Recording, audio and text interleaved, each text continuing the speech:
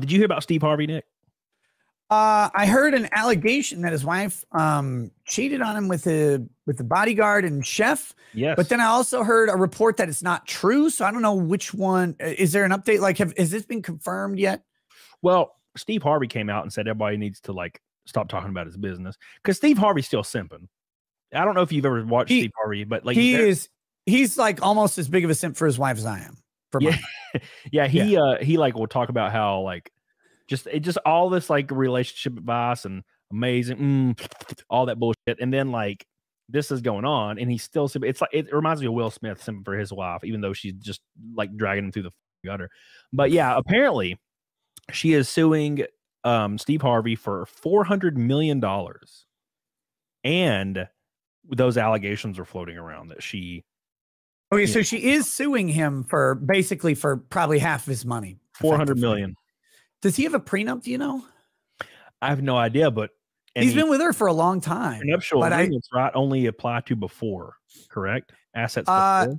Yeah, well, sort of. It depends on how well you keep your assets separated. Right.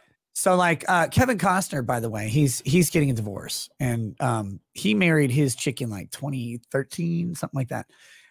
They have a prenup, and in the prenup, she gets $1.5 million payout. Yeah. And that's it.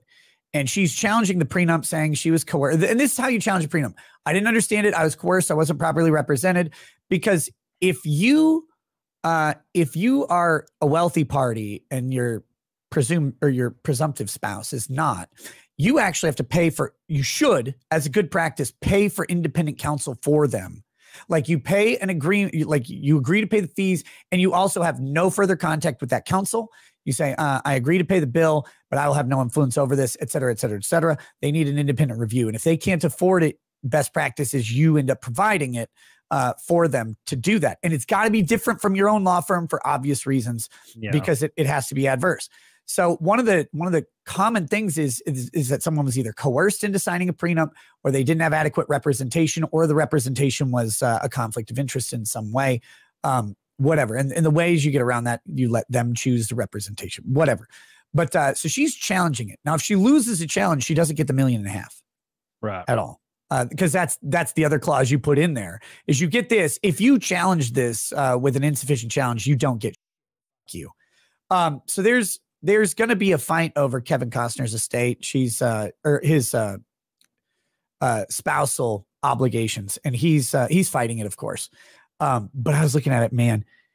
In the meanwhile, she's taking all three of the kids because I think they're all three her biological children.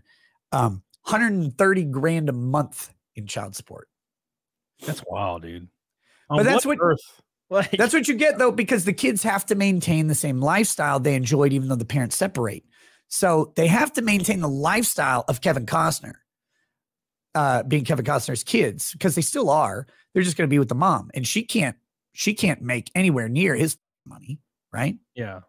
So, but that's probably for him. That's actually probably not that much in reality. You know, like I'm sure he makes well over that monthly, and that'll be a thing. But yeah, she's also going after extra money. Can you imagine, like, you're getting $130,000 a month. You're going to get a $1.5 million payout. You know, those kids don't cost $130,000 a month. No.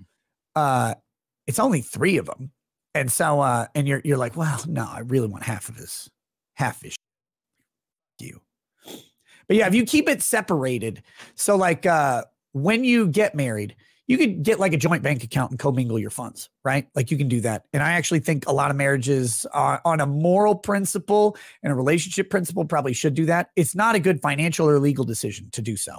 But if you keep things separated, like if you have one really high income earner and one person who doesn't make any money, a smart move is to keep a big wall between that money. And then you give them an allowance or something like that through it. And the allowance should be reasonable. It should be close to somewhere near 50% of your income, because the courts do recognize that a non-working spouse is still allowing the other spouse to make the money by watching kids, taking care of the house. They're doing all these things. They have a ton of value.